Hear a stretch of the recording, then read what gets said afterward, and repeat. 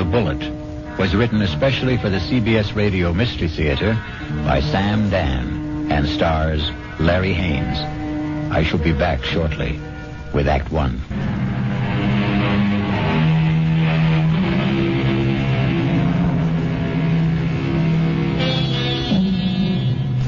It's a quiet little bar, Paddy Noonan's, and Jerry Price stops there every evening on his way home from work.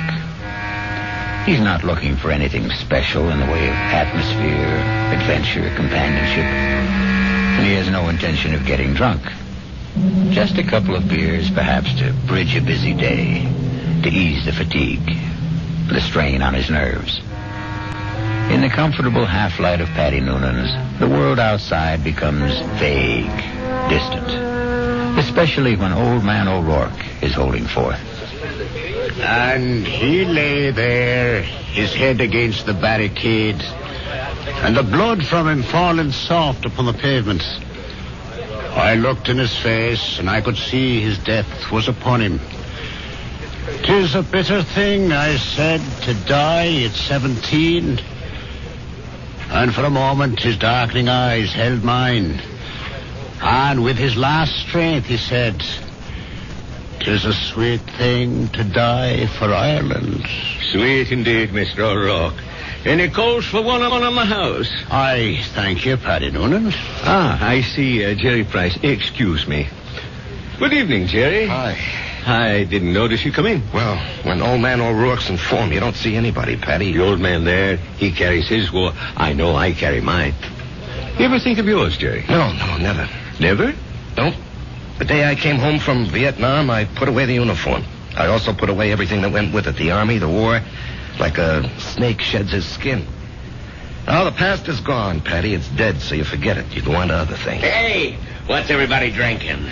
This round's on me. Set 'em up, Paddy. Mr. Edward Clark himself. And what's the occasion? Hey, I got a little announcement. Guess what the old lady tells me this morning? Number 10 is on its way. Oh, that event around must be on the house, Mr. Clark. Just a quick one, Paddy. Hey, I got the truck outside. What are you hoping for this time, Ed, boy or girl? Let's see. What do I got now? 4 boys and 5... No, I got 5 boys and 4... who can keep them straight? All I know is I'm always tripping over somebody. 10 kids in 12 years. Well, you can't tell me it isn't exciting to hear there's going to be a new baby. Oh, yeah. I know it's going to be a kid who'll wet its pants and keep me up half the night. It's another mouth I got to feed. Yeah, well, guys, I got to ride. I'll see you tomorrow. You know, Betty, it's funny. People who don't want kids, can't stand kids, can't afford them, can't raise them, they can't help getting kids. Whereas, guess there just isn't any justice in this world. Well, there may be no justice, Jerry, but there's always hope. How long have you been married? Right after I got out of the army, it'll be 9 years. A fellow used to come in here, and they were married 15 years before they had their first. Am I really out of the army 9 years? Tell me, Paddy, you're an old philosopher. Where does it go, huh? Down the hatch and try another. Yeah, don't mind if I do. Oh, wait on the paying customer first. Where? The fella standing at the end of the bar. What are you saying, Jerry? There's nobody standing at the end. In the brown hat and a raincoat. Now, Jerry, what are you saying? No. That's Paul. Tell me, what's the matter, Jerry? Paul. Jerry, listen to me. There's nobody. Paul. Hey, he was just standing here. Where'd he go? Where is he? Jerry, where is who? Are you all right, Jerry? Yeah, I'm all right. But I saw him. Who? A guy I was in the army with. The two of you. Were you close? He was my buddy. Well, when was the last time you saw him in person? The night he was killed. Have you ever seen him again? Like you thought you did just now? No, this is the first time. Well, maybe you need a rest, Jerry. Hattie, why now? Why tonight after all these years? Well, you say you saw him last the night he died in battle. Well, the sight of him dead must have stayed with you always. But that's not how I just saw him, Paddy. He wasn't in uniform. He was in civilian clothes. You might have pictured him as he looked at a happier I time. never saw him in civilian clothes. We met in the Army. And Patty, I didn't see him as he was then. We were both kids, about 20. I saw him the way he'd look today, about 30. His face was more mature. Jerry, are you sure he's dead? He is dead, Patty. I just saw him. I know I saw him.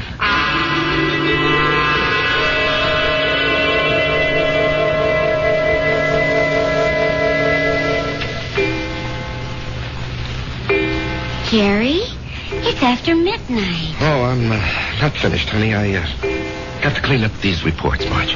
Honey, a new rule has just been passed in this house. All paperwork shall be done in the daytime. Marge, I have to call on customers. Be reasonable, huh? Am I the kind of wife who makes idle criticism? No, indeed. Constructive suggestions, that's my motto. Northeast distributors can solve all your paperwork problems by hiring a girl. Honey, I'm lucky to have the job. No, Jerry. You're not lucky. They're lucky. Well, everybody knows you're a terrific salesman. Well, you could get another job tomorrow. More money, less headache. Honey, I couldn't walk out on Joe Keller. Why not? Well, I'll never forget what that man did for me. I came home from the Army, a kid with no experience. I needed a job. He took a chance with me. Now he needs me. Oh. Well, I'm just worried about you, Jerry. You look so tired all the time. No, I'm in great shape. Will you go see Doc Steiner? I did, today. Oh, well, it's about time. You needed a checkup. Well, I didn't just go for the checkup, honey. I went for the other thing. Jerry. Well, he said some people, men, well, they're okay in every way, but it just doesn't work out for them. Jerry, it's all right. No, honey. It's all my fault. Honey. It's just unlikely there can ever be any kids. He said unlikely. What he meant was impossible. We've got each other. Yeah. If only you didn't want a child so badly. Now we'll definitely think about adopting. Okay? Yeah, okay. Sometimes that works out even better. Come on, honey. Let me see you smile. Marge, I don't know what I'd do without you. Oh, that makes us even. I don't know what I'd do without you. Come on, get to bed. Yeah, I'll just have a cigarette, huh? Honey, why'd you turn on the music? To make sure you don't try to sneak in some work. I know you can't concentrate with the music going. I'll just be a couple of minutes, honey.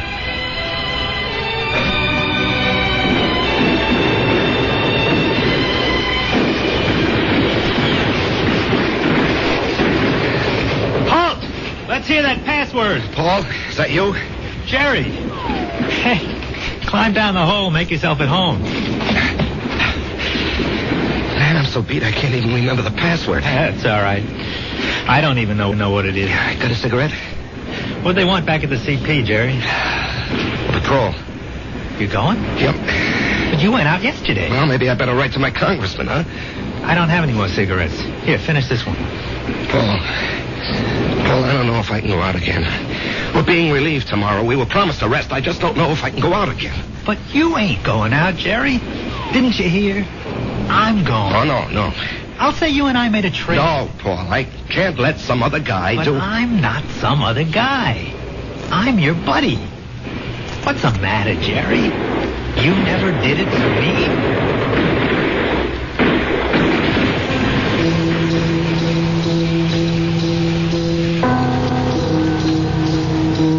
Can I have a drag on that butt, Jerry? Paul, you're alive. I'm alive, Jerry. I'm here with you. In your living room. No, you can't be here. I went out afterward. I found your body. I carried it back. Maybe it wasn't you. It was me. But you were dead. You were killed. Yes, Jerry. I was killed. Jerry, will you turn that radio off and come to bed? Marge, he's here. Who's here? Can't you see him? Jerry, I don't see anyone. Paul, why can't she see you? She will. They all will. When? Later. I have to go now, Jerry. No, Paul. Paul. Tell her. Jerry. She'll think I'm crazy, Paul. Paul. He's gone, Marge. He's gone. Jerry, honey, what's going on here? Marge, he was here. He was right here. Now, you got to believe that. I'm not drunk, and I'm not crazy. I believe you. I believe you, Jerry. Now, here, just sit down. Don't do anything. Don't say anything.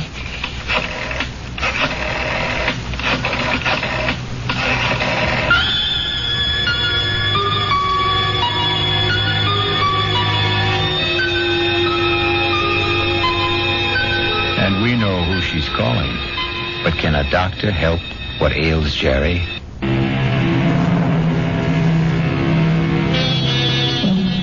And now, Act 2 of The Bullet. Let us trace the path of the bullet. We have a worried Marge, a concerned Dr. Steiner, and a distracted Jerry. Tell me about this man, Paul, you called him Jerry. I said we were buddies, Doctor. That tells it all. Jerry, please don't be so hostile. Dr. Steiner's only trying to help. You were buddies. You came back alive and he didn't. Yo. There's an extensive medical literature on the subject. Oh, I'm sure there is. Jerry. I'm not being hostile, Marge. I know I saw him. Of course you saw him. Well, finally. But that doesn't mean he was there. You see, Jerry, the death of a wartime comrade remains an eternal reproach. All who survive are sentenced forever to feelings of guilt. No. Doctor, the wars are fought by kids in foxholes. The literature is written by doctors in offices. That's hardly fair, Jerry. I'm the authority on war, Doctor, because I was a kid in a foxhole, and I don't feel guilty about my buddy. You don't? No. Tell me why. Oh, you wouldn't believe it. Try me. All right. You see, there's a bullet, and it's designed especially for you. And if it's your bullet, it'll find you no matter where you are.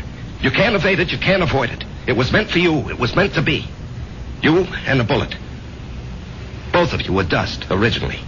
You were dust because the Bible says so. And the bullet was also just dust in the ground. Well, that bullet was mined and refined and cast into metal. It was shaped into a slug and joined with a shell. It was one of billions of bullets, but it was yours, all yours. And at the right time, there'd be a tremendous explosion of gases in a narrow chamber. And the bullet would be torn loose from the shell case and spun around the grooves of a gun barrel and hurled through space. This is the bullet you don't hear. You don't hear it, Doctor. You don't hear it whine past your ear or ping off a rock or thwack against a tree. That's because it's your very own bullet. It's coming to meet you, or you're going to meet it. It's been arranged. You see? It's an appointment that can never be broken. The dust that had become the bullet would encounter the dust that had become you. And after a while, both of you would become dust once again. And we can return to the ground. Your original home. Jerry, I know you're overworked, you're overwrought, you're overtired. I keep telling him to slow down. Okay. I know I'm under a strain. I know I'm working too hard, but what can I do? Jerry, try to understand. Right now, you're having what is popularly known as a nervous breakdown. This alleged visitor from another world. I say he's an illusion. I say you have subconscious feelings about him which you're not aware of. And I say they burst through because of heavy pressure on your nervous system. Yeah, I knew you'd say that. Prove me wrong. How? Go away. Get out from under. Rest a while. Relax.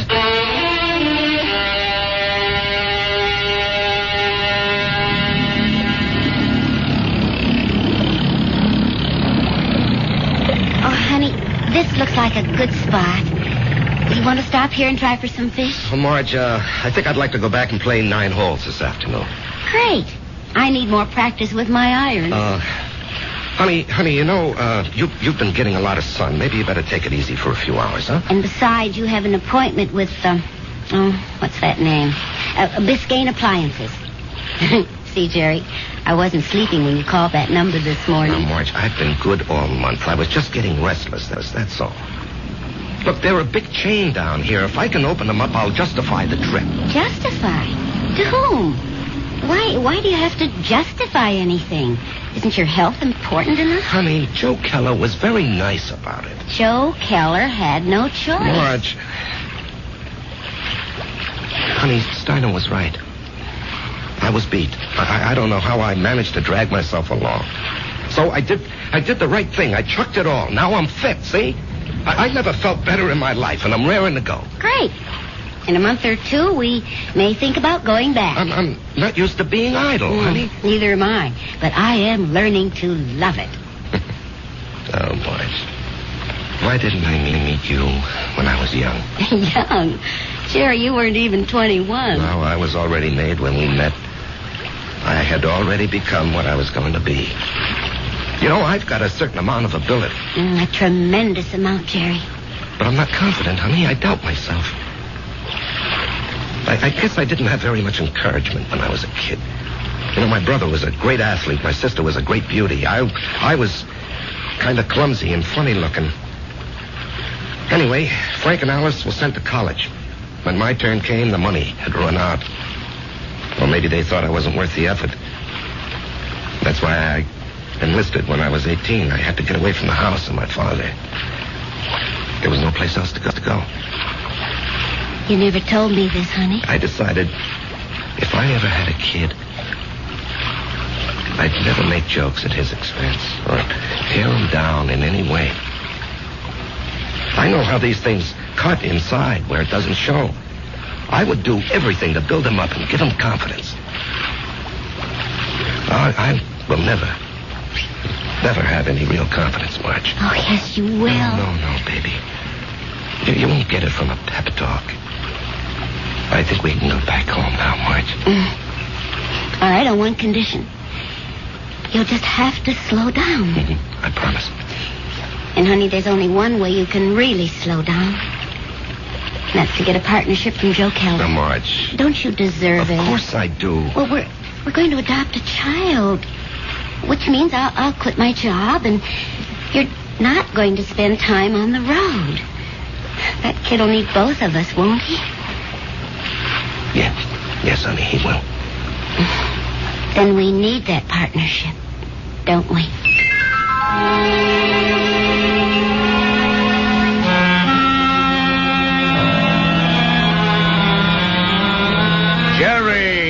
Jerry, baby. You look like $1 million. Less 2% for cash, of course. Yeah, Joe. Hold it. Ramona, no calls. I'm in a meeting. I can't be disturbed. Well, anyhow, Joe, hello. I want you to take it easy for a while, you hear? Yeah, I'm ready for action, Joe. Oh, you think you're ready. Now, listen. I know you had a lot of expenses. I want you to take this little check. It's only $500.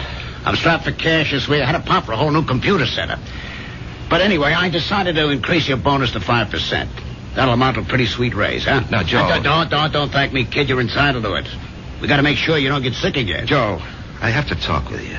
Well, sure, kid. What about? Well, it's personal and important. Well, let me buy you lunch.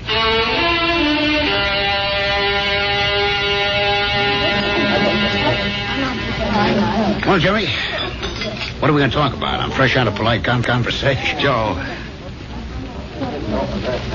I want a partnership. No, you don't, Jerry. But, Joe... No, don't interrupt. You don't want one. You'd like one. Two different things. Now, don't nitpick, Joe. You'd like a partnership, which means it would be swell. Great if you had it. But want is something else. It means lack. It means need. I know you'd like to own a business, but you're not cut out to be an owner. Why? Because an owner is an officer. And in your heart, you'll always be an enlisted man. Tell me, could you ever fire a guy because you could get someone else cheaper? If an old customer, a good friend, was getting slow paying bills, could you cut him off? Thousands of guys like you go bankrupt every year. You're nice, sweet, big-hearted. But you don't have the guts business needs. Well, I'd like to remind you of the volume I sell. I know it to the penny, Jerry, and you're well paid for it. Well, I'm worth more now. You are. You got a sweet raise this morning. Joe, don't think I'm not grateful. You gave me my first break. But I think I can do better elsewhere. Where? Anywhere. Consolidated, Freeman and Singer. Should I go down the list? Oh, they'd love to have you, Jerry. What'll they pay? They handle the nationally advertised brands. What'll you be there? Glorified order taker? They don't need your full selling ability, so they don't have to pay you full price for it. Sure, with me, you push out all the schlock. It's rough, but you get top dollar. There's 20 outfits like mine. They grab you tomorrow, but where's the improvement? They won't pay you more. At least here, you got 9 years equity in a pension plan. You and me are used to each other. Besides, I really like you. Yeah. Sometimes I feel like a father to you, Jerry.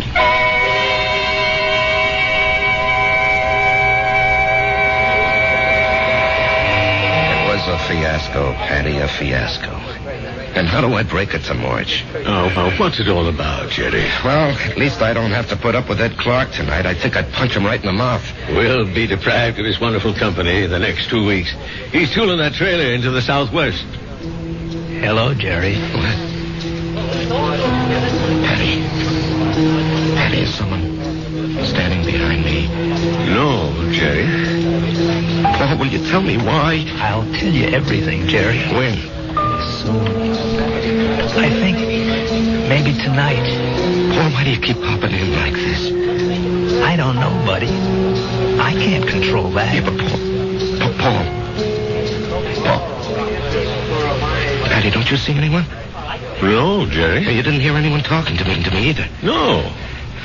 Patty, do you think I'm crazy? Well, maybe you should see a doctor. I saw a doctor. Well, how about one of them psychiatrist fellas? I never even told my wife. I did see a psychiatrist.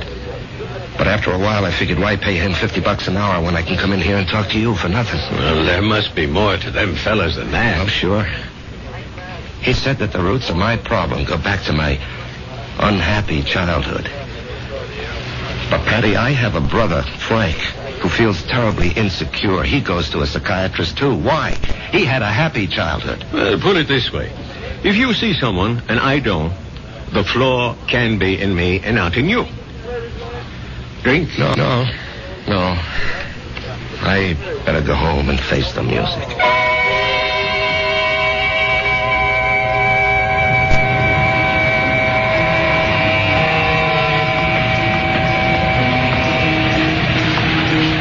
Jerry? Oh. Let's go someplace and talk. Where? Let's go to the parking lot. Sit in your car. It's cold. That won't bother you, will it? Not yet. Turn the heater on for yourself. When will everyone else be able to see you, Paul? In 2 weeks. Oh, that's great. No, it ain't. Why not? Because you'll be dead.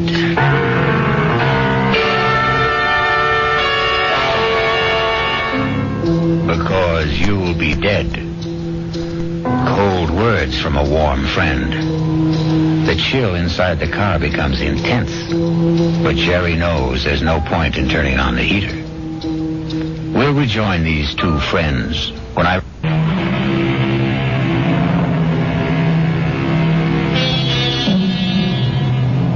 And now we return to the final act of The Bullet and a reunion of two war buddies who haven't seen each other in almost 9 years. Jerry Price, who is alive, and Paul Gardner, who is dead. The heater in this car doesn't do much good. You're shivering. Why am I going to be dead, Paul? Remember the night I went out on the patrol? Yeah, I'll remember that night as long as I live. I completed my job. I was headed back. And then I felt something smash against my head. And I knew I just met the bullet. You know, the bullet we used to talk about? I bet you don't remember. No, I remember. I felt it slam into me. And then I didn't know anything anymore. Yeah, well, when the guys told me, I went out to get you, Paul. Yeah, I might have known you would. 1 minute, I was moving through a rice paddy.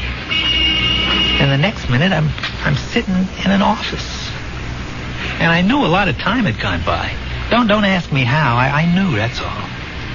A man was talking to me. What kind of man?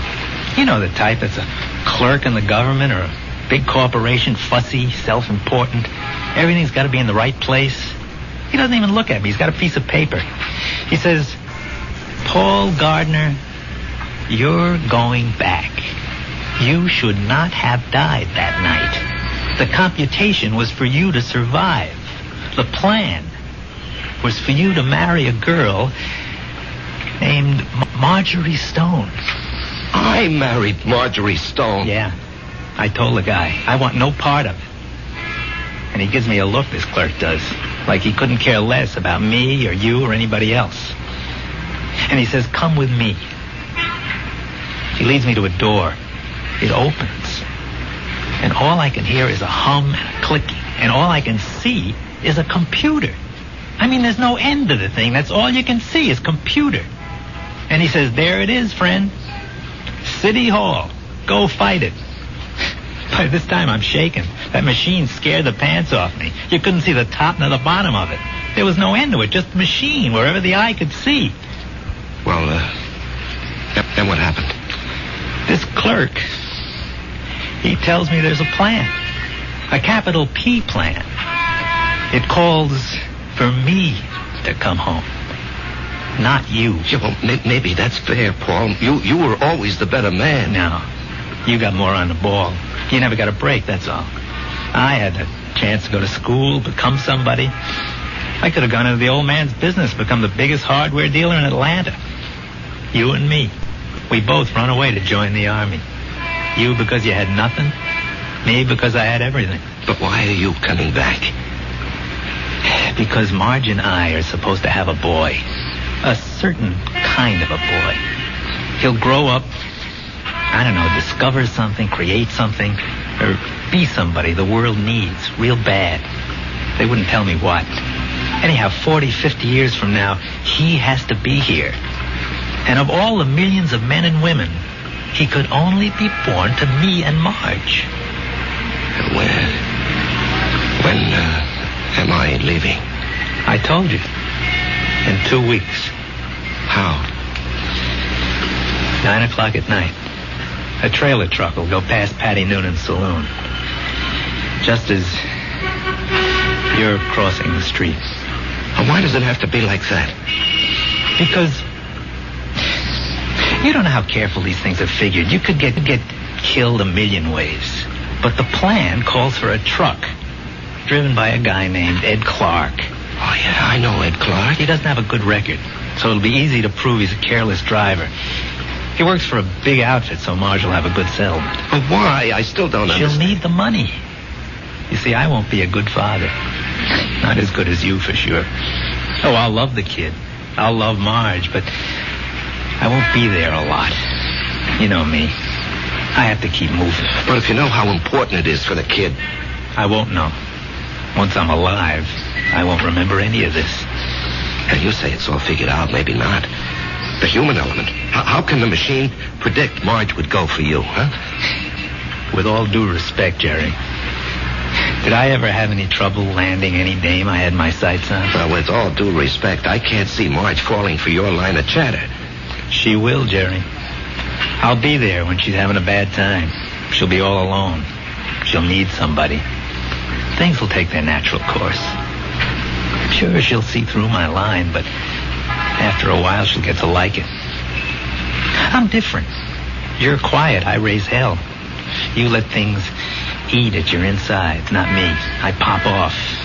Maybe my way's no better in the long run. And she's married to you, and she loves you. But deep in her heart, she loves my way better. She'll fall in love with me. Jerry, you have to believe I don't want to do this, but it was your bullet, not mine.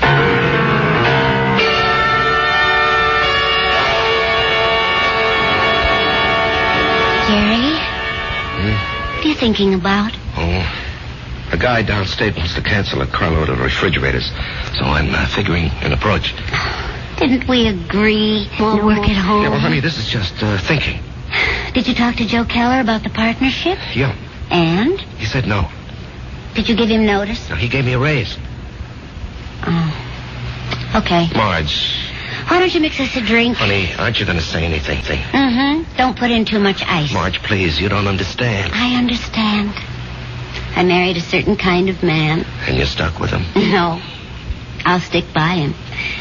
Because I love him. Would you have wanted a guy who'd barge into Joe Keller's office and say, Joe, either give me half a joint or I'll open up across the street and run you out of business? Oh, come on, Answer me, Jerry. Marge. I have to know. Well, maybe I did. Why didn't you marry him? He never showed up. So you settled for me. That's what's known as falling in love. Come on, honey, take me to the movies. No, I don't want to take you to the movies. Let's go downtown and see a play. But that's a lot of money. Are you going to worry about money? Now, and look, this weekend, would you like to fly out to, say, Snow Valley and ski? Yeah, or how about Las Vegas, huh? Jerry, what's gotten into you? Honey, we're going to have 2 weeks of the most fantastic fun. Why 2 weeks? Oh, what's so special? You? Me? I just want to spend the rest of my life having a ball with you.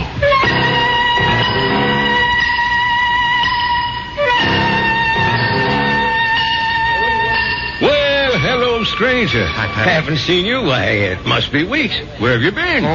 Giving Marge a good time. Well, I must say, it's done wonders for you. You look so calm. Do I? Do you ever see the little guy who wasn't there? No.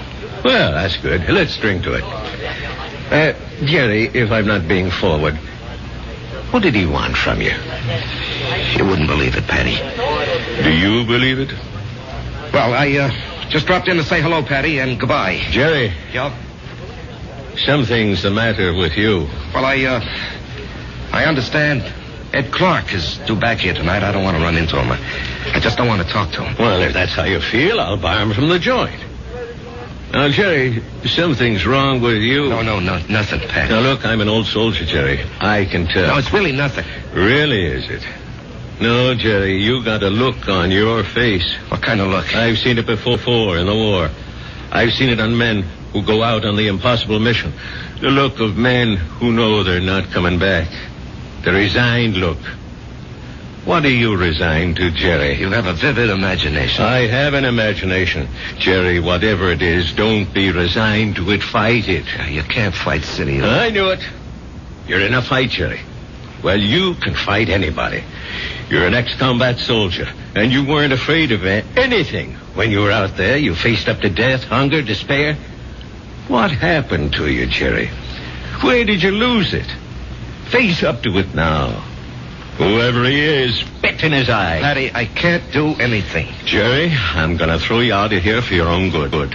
Now leave town. Go far away for a while. Fight it, Jerry, fight it. Patty, wherever I go. Listen to old Patty, just take off. Don't you see there's a plan?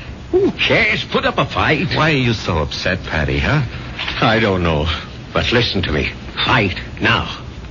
Now get out of here.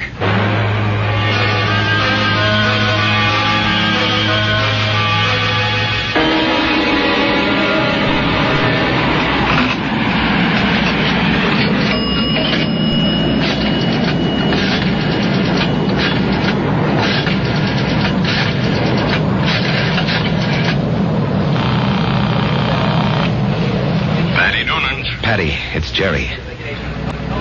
I decided to fight it. Good boy, Jerry. You know, Patty, there's something about your place. I don't know how to say it, but I feel stronger, better, away from it. Well, I don't mind. So I'm going to fight. What have I got to lose, huh? Why should I do what he tells me? Why should I believe him? I don't know what it is, but I agree. I'll see you around, Patty. Universal Airlines, flight number 3 for Los Angeles and Mexico City, now boarding at gate 17.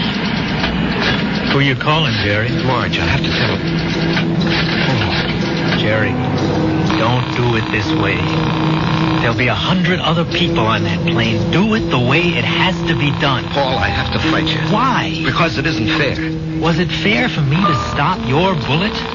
Come on, Jerry. Ed Clark will be tooling by Patty's in less than an hour. Paul, I don't know if I have the nerve. I'll help you, buddy. I'll help you. Come on. Hello? Hello?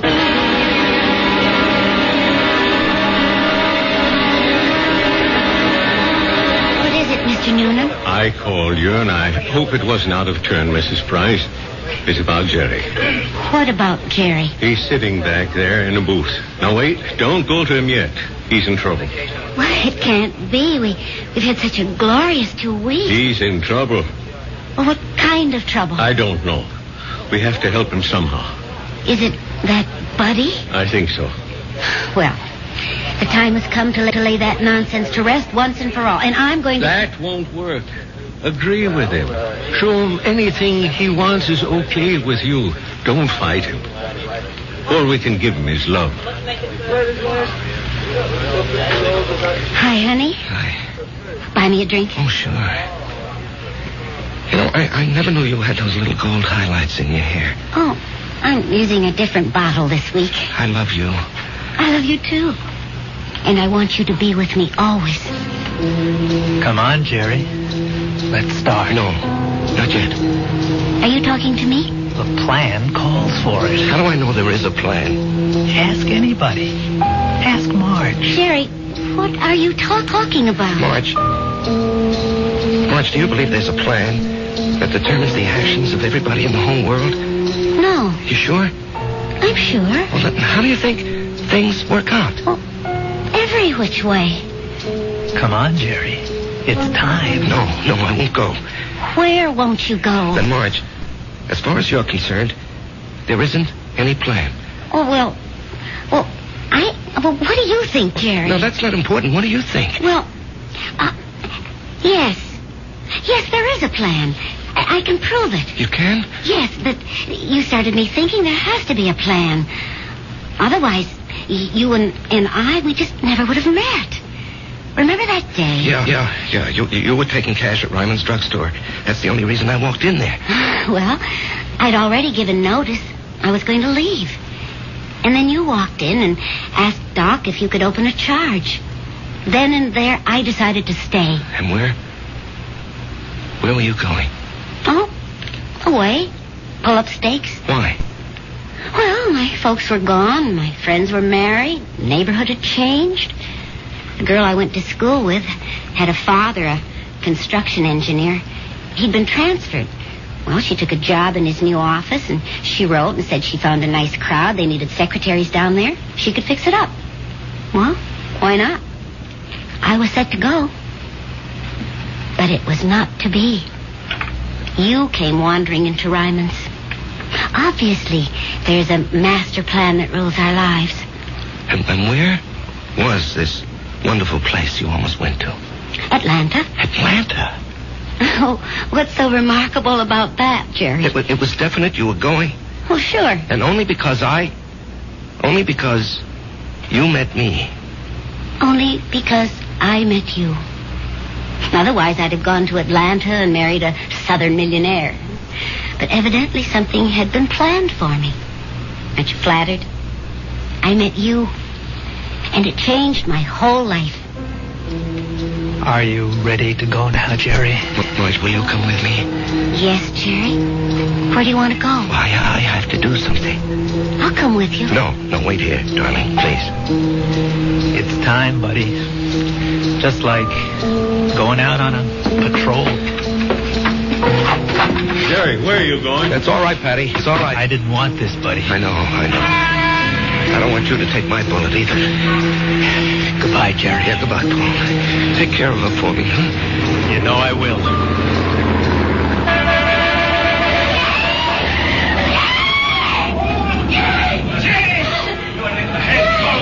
Call the police! Get an ambulance! Oh, Jerry. Barry. He's dead. Here, you're cold. Let me throw this coat over you.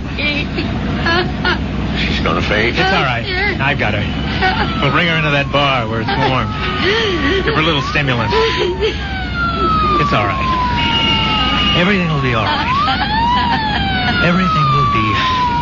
It'll be all right.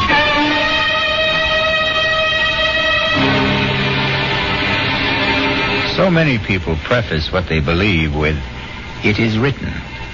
It is written in the stars. It is written on the wind. And for so many like Jerry, it is written on the bullet. I'll be back shortly.